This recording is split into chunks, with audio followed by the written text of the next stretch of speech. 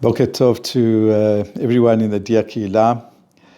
During these difficult and very challenging times, it's a wonderful opportunity, and it's just it's a great thing that we've got technology that we could still communicate one with the other.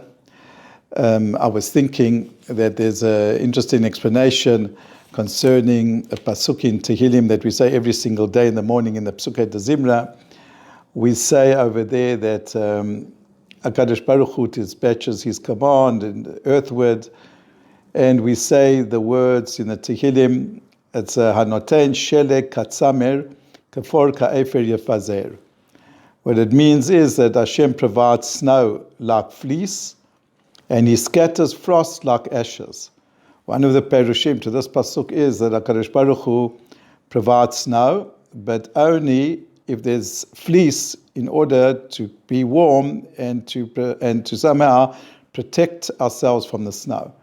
And He provides, He scatters frost, but only if there's enough ashes that we're able to make ourselves warm. So can you imagine if this chas v'chalila, this corona virus would have happened in Eretz Yisrael, let's say 25 or 30 years ago, where there was no WhatsApp, there was no YouTube, there's no Zoom, there's no internet. Can you imagine then how we would have to have coped under these trying conditions? And Baruch Hashem, HaKadosh Baruch Hu sends snow, but what He does is He sends it according to the amount of fleece that there is. He sends the coronavirus, and as devastating and as trying and challenging, as upsetting as it is, but He's given some wherewithal that we're able to cope much better, because we're able to have some sort of contact one with the other through the marvels of technology. I just wanted to say that also I want to send now, instead of one long video, I want to send a couple of clips from between now and between Pesach. And the first one will be a very short clip. I want to really address an issue of those people who are going to be alone on Chag HaPesach. You know, we're on Shabbat HaGadol. We should have all listened to the Haftarah together in a Beit Knesset. It's always the beginning of such an uplifting moment to be in shul for Shabbat HaGadol. It's called Shabbat HaGadol, the great Shabbat. And we would have read publicly. Now we have to read it maybe by ourselves in the confines of our home. We'll read from the Haftarah of Malachi, which is the last prophet. And in the words of the prophet, he describes the end of days, the coming of the redemption. That's why we read such a thing, because on Pesach, according to at least one view, it's the beginning of our redemption. According to one view in the Gemara, it's going to be also the last and final redemption is going to take place on Pesach. And so we read about in the Haftarah about the Geula Hashlema. And in it we read that Eliyahu Hanavi will come. That's also a connection to the fifth cup of that we have on the night of the Seder, which we called Kos Eliyahu. And what is Eliyahu's tafkid? What is his function? He brings us the news of the Geula. And in the Haftarah it says that Eliyahu Hanavi, he causes some sort of bridging of the generations. It says, "V'heishiv le'avot al banim v'lei banim al avotam." It says in the Haftarah that Eliyahu Hanavi, what he will do is he will bring the hearts of the children to the parents and to the fathers, and the hearts of the fathers to the children. So the simple meaning is that he will cause some sort of each generation has got a different way of serving Hashem, and they don't see eye to eye, the children and the parents. And in the time of the Geula, what Eliyahu Hanavi will do is he will bridge that gap. And this year, this Seder, we are saying the words of the Haftarah, not that there is a spiritual distance between the generations, but literally the physical. Grandparents and grandchildren are not going to sit at the Seder together. and there's going to be even children and parents, and if they're living in different places, then they can't share the Seder together. So the words of the prophets that we look forward to some sort of union, it's in this year it's going to be much more literal, that we not together. And Bezrat Hashem, we daven that both from a physical point of view, from a spiritual point of view, that the generations will unite together and we'll be able to experience a true Pesach, all of us together. Having said that, I was wondering, thinking out aloud, the people who are going to be alone, some of them, as I said, very sad and upsetting, mamash alone. They're going to have a Seder, each one will be reciting the Seder alone. And there's a lot of jokes about who's going to say the Ma Nishtana. Well, the Gemara in Masechet Pesachim says there's a brighter, that a person who's reciting the Seder alone. So they have to ask the questions to themselves. And we gain the person who's reciting those questions. Ma Nishtana, Laila Zeh, Mikol HaLeilot. If you translate the words Ma Nishtana as why is this not different, it's going to be a little bit difficult how to say that, translate in that way. Some people translate the word Ma Nishtana Laila Zeh Mikol HaLeilot means how different is this night from all other nights.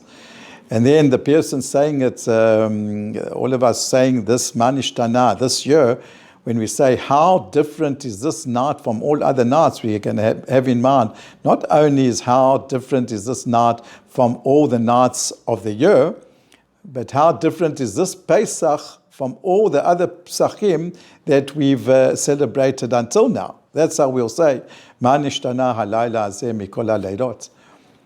And I want to share with you a couple of, for those, all of us actually, who are like semi-alone or mamash alone.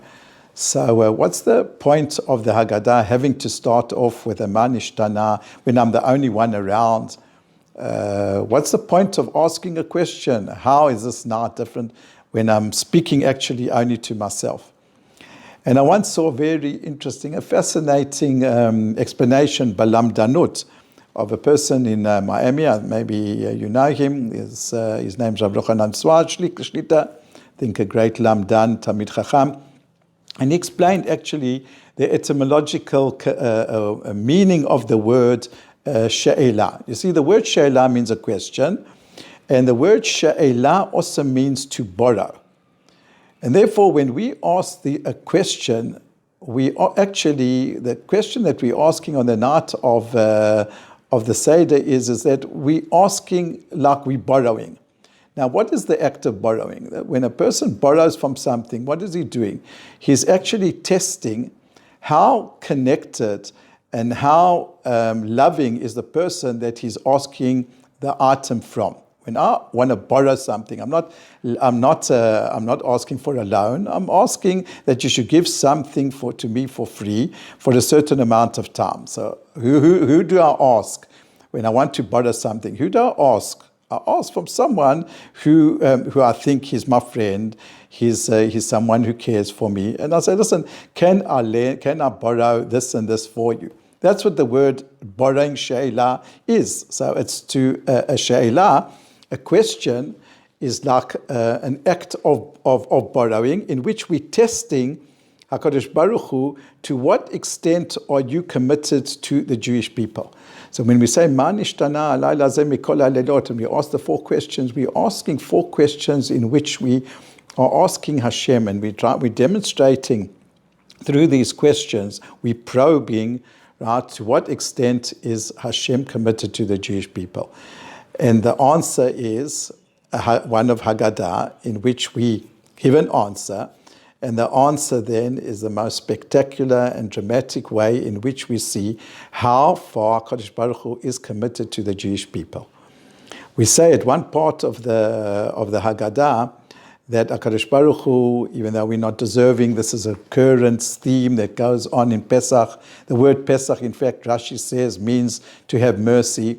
That HaKadosh Baruch Hu had mercy on us, and under trying situations. He took us out of Egypt, and He redeemed us forever. We'll never ever be the same. We might be enslaved at one place or another place, but our inner spirit is changed. The Jewish people's spirituality is changed forever, for eternity. And we emphasize at the end of the Haggadah, just before we say the Hallel, we say that HaKadosh Baruch Hu took us out in an instant. Me'afela le'or gadol. Me'afela le'or gadol. This is also a miracle in itself, that Hashem is so committed to us that He took us out from a great, great darkness into a great, great or gadol, a great light, physical light, spiritual light, and He took it out in an instant.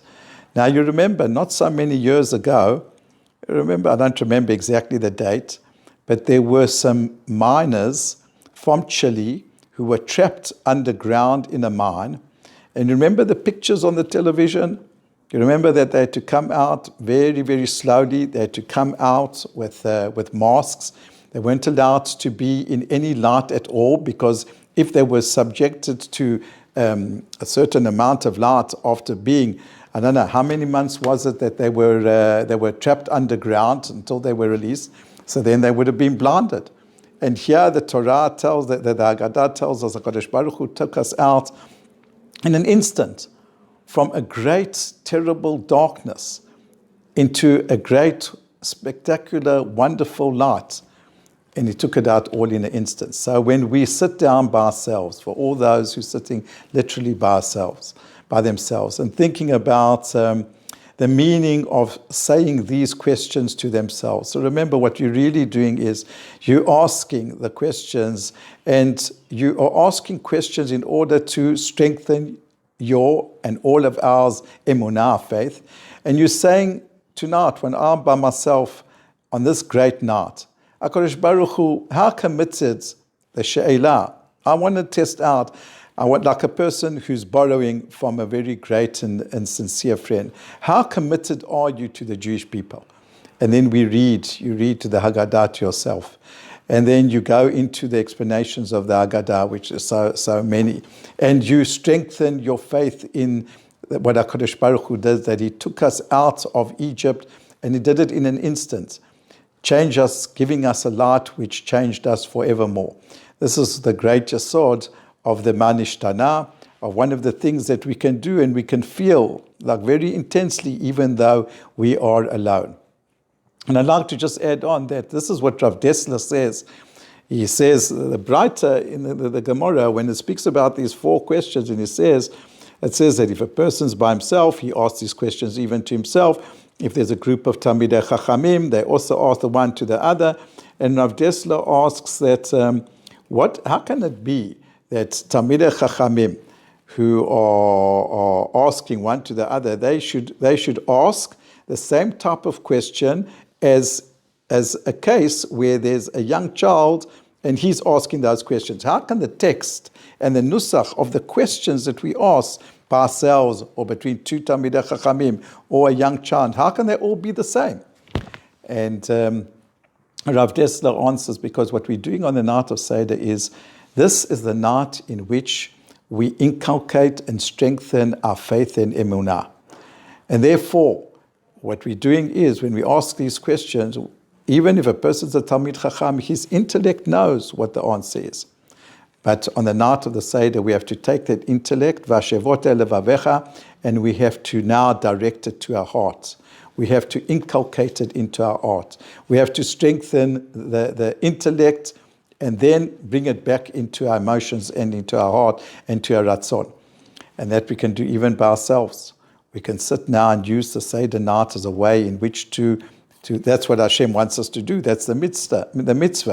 So therefore it makes no difference if two Talmidei Chachamim are together, or if there's a young child and his parents, or if a person's by himself. He can ask questions in such a way in which this should be the beginning of his intensification of his emunah on the night of the Seder.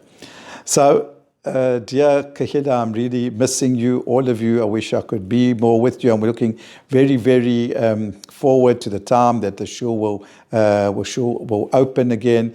and that we'll be able to be together, to worship together, to learn together. And in the meantime, this is the first of a couple of clips. Instead of the normal pre-Pesach shiur, and instead of the Shabbat Hagadol, in which we dealt with two things, basically that the night of the Seder is the night of Emunah, but the main theme of this clip was that a person who is alone, what is the way in which we look at the four questions? And the sum of this whole inyan was that we look at the questions as a sheila. Sheila, as is in borrowing, as Rabbi Swag said, and that we're asking HaKadosh Baruch Hu four questions in which we're really probing and we're testing how committed are you to the Jewish people. And then we have Haggadah, when the person gives an answer, and like the person, the lender, gives the object, he shows how committed he really is to the recipient, and how Kadosh Baruch Hu is so fostered a love to the Jewish people, was an eternal bond. This is the inyan of the four questions on the night of the Seder. Chag Kasher v'Sameach, and as I said, this is only one of many clips that Be'ezrat Hashem, 2 or 3, that I intend bli neder and hopefully to share with you before Rosh Hashanah, before Pesach.